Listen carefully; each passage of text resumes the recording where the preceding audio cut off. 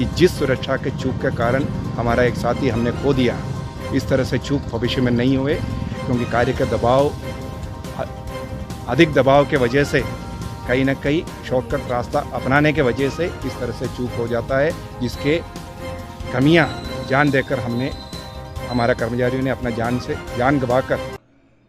Carriage rail कारखाने में ट्रेवेसर पर काम कर रहे रेलकर्मी की दुर्घटना में हुई मौत।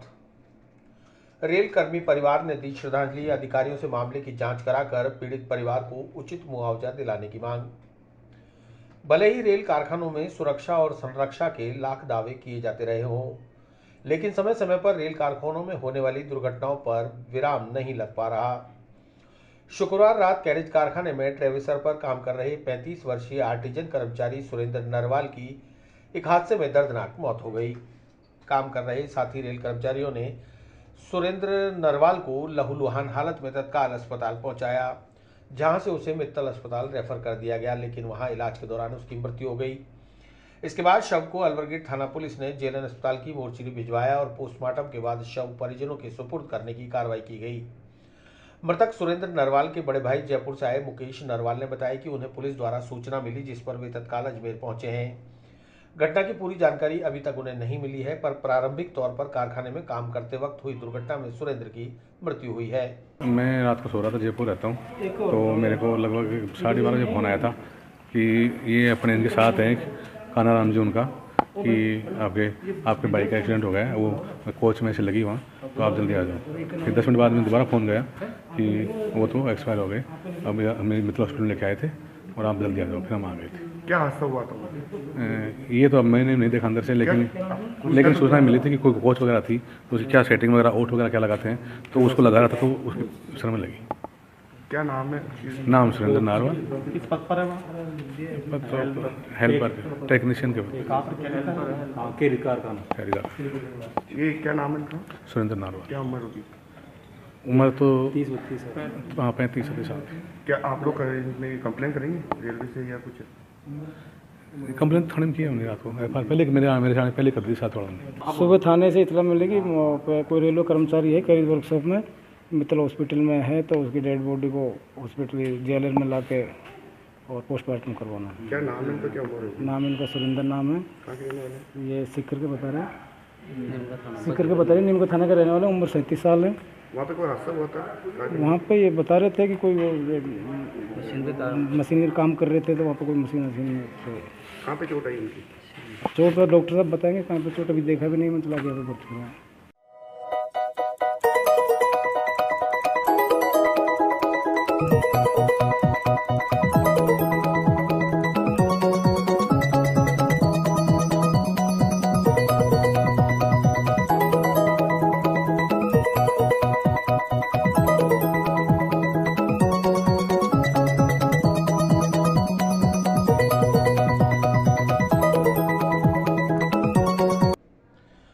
वहीं रेल कर्मचारी संगठनों ने भी रेल कारखानों में हो रहे हादसों पर गहरा आक्रोश व्यक्त करते हुए रेलवे के उच्च अधिकारियों से मामले की निष्पक्ष जांच कराकर दोषियों के खिलाफ कड़ी कार्रवाई करने व मृतक परिवार को मिलने वाले परिलाभों को तत्काल परिवार को दिलाने की मांग की, जिस पर अधिकारियों ने कर्मचारी नेताओं को आश्वस्त किया कि मामले की तुरंत जांच कराकर दोषियों को सजा दी जाएगी, साथ ही मृतक के परिवार को परिलाभ भी जल्द से जल्द दिलाए जाएंगे।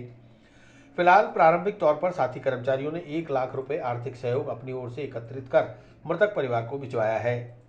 कर्मचारी एकता जिंदाबाद, जिंदाबाद जिंदाबाद। कर्मचारी एकता जिंदाबाद, जिंदाबाद जिंदाबाद। कर्मचारी एकता जिंदाबाद, जिंदाबाद जिंदाबाद। भारत माता की। बिल्कुल, सबसे पहले ये बहुत दुखद घटना है।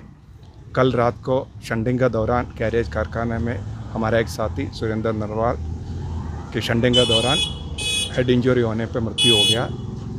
सबसे पहले हम जो कर्मचारी हमारे बीच में से चला गया उनको श्रद्धांजलि देते हैं, और रेल प्रशासन से हम इस संबंध में वार्ता करी है कि ये सुनिश्चित करने के लिए हमने उनसे आश्वासन लिया है कि जिस सुरक्षा के चूक के कारण हमारा एक साथी हमने खो दिया, इस तरह से चूक भविष्य में नहीं हुए, क्योंकि कार्य का दबाव, अधिक दबाव के वजह से कहीं ना कहीं शॉर्टकट रास्ता अपनाने के वजह से इस तरह से चूक हो जाता है, जिसके कमियां जान देकर हमारा कर्मचारियों ने अपना जान गंवाकर अभी पूरा 2 करना दिन पड़ा। पहले उत्तर पश्चिम रेलवे के महाप्रबंधक यहाँ पे आए थे और उन्होंने दावा किया था कि रेल कारखानों में और रेलवे में सुरक्षा के पुख्ता इंतजाम है। क्या इसी तरह की सुरक्षा है?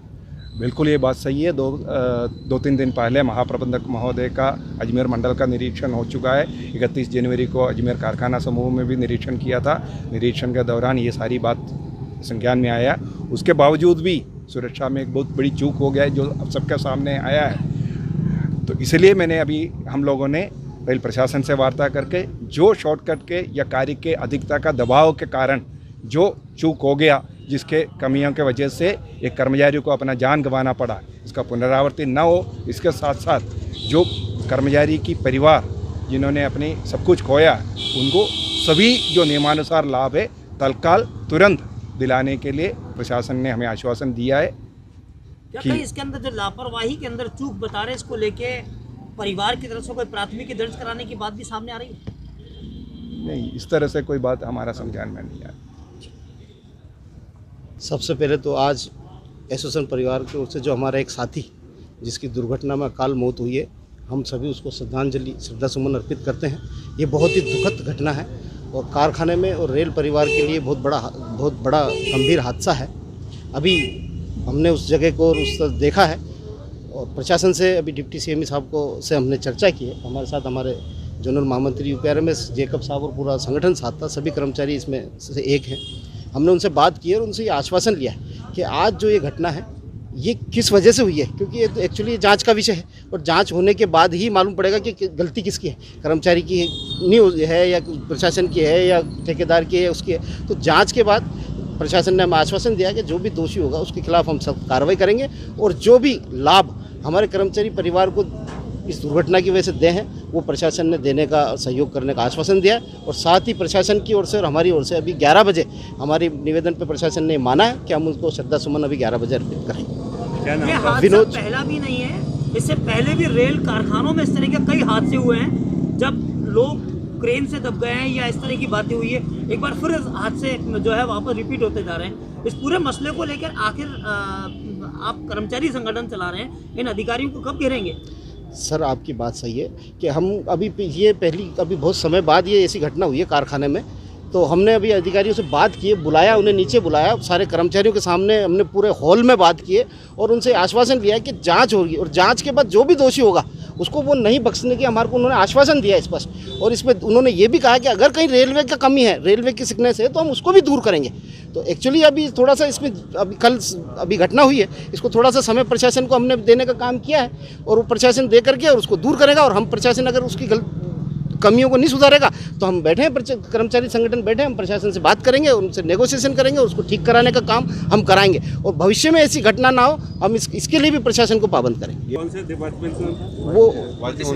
वो 29 विभाग यार्ड में है और वो अपने ड्यूटी पे था और ड्यूटी पे उसके साथ दुर्घटना हुई और हमारे जो साथी थे उन्होंने संभाला, उसको हॉस्पिटल लेकर के गए और ईश्वर से अब यही प्रार्थना करेंगे उनके परिवार को शक्ति दे कि वो उस दुख की घड़ी में सहन कर। मैं यहाँ पर रेल कर्मचारी का पक्ष रखने के लिए उपस्थित हुआ हूँ। रेल कर्मचारी एक मानसिक दबाव में कार्य कर रहा है। यहाँ पे रेल अधिकारी, सुपरवाइज़र और फिर आर्टिजन कर्मचारी 3 कैटेगरी में कार्य करता है। तो सुपरवाइज़र्स का बहुत ज़्यादा प्रेशर रहता है। आए दिन कर्मचारियों को जो चार्जशीट देने की बात की जाती है उससे कर्मचारी भयभीत रहता है। ये संबंधित कर्मचारी पे भी भय का, आक्रोश का एक माहौल था और कर्मचारी हित में सभी कर्मचारियों ने अभी दोनों डिप्टी, कैरिज डिप्टी और इलेक्ट्रिकल डिप्टी से बातचीत करी, जिसमें ये बात सामने आई कि रेल कारखानों में कार्य पर चार्ट के अनुसार होना चाहिए, जिसमें 26 दिन में एक कोच बाहर जाना चाहिए। परंतु ऐसा कार्य का प्रेशर है कि कर्मचारियों को कुछ दिनों में ही कोच बाहर निकालना पड़ता है। यह एक मानसिक दबाव का मुख्य कारण बनता है। दूसरा, जो पब्लिक डीलिंग में सुपरवाइज़र्स हैं वो एक लंबे समय से 15 साल से एक ही स्थान पर कार्य कर रहे हैं, जिससे आर्टिजन कर्मचारी बहुत दबाव में कार्य कर रहा है। तो ये जो घटना हुई है एक आर्टिजन कर्मचारी पे ही हुई है। इसी तरह ऐसे ही वातावरण में सारे आर्टिजन कर्मचारी कार्यरत हैं।